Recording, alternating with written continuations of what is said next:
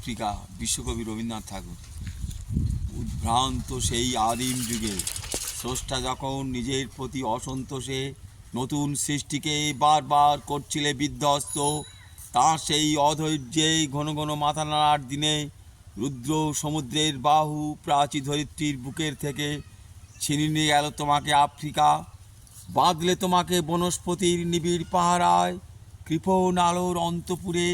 সেখানে নিভৃত অবকাশে তুমি সংগ্রহ করছিলে দুর্গমের রহস্য, চিনছিলে দল স্থল আকাশে দুর্বোধ সংকেত।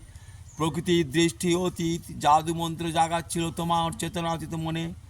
বিদ্রুপ করছিলে বিজনকে বিরূপের ছদ্মবেশে, শঙ্কাকে চাচ্ছিলে হার মানাতে, আপনাকে উগ্র করে বিভীষিকার প্রচণ্ড মহিমায়।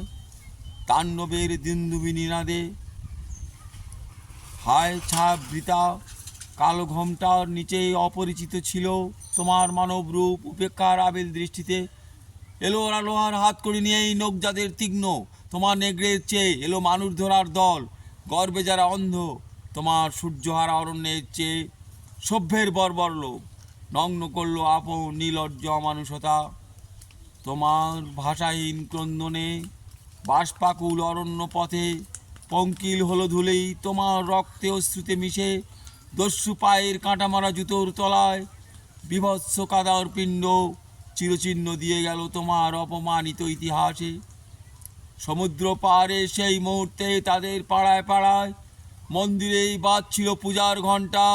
সকালে সন্ধ্যায় দয়াময় দেবতার নামে শিশুরা খেলছিল মায়ের কোলে, কবির সঙ্গীতে বেজে উঠেছিল সুন্দরে আরাধনা।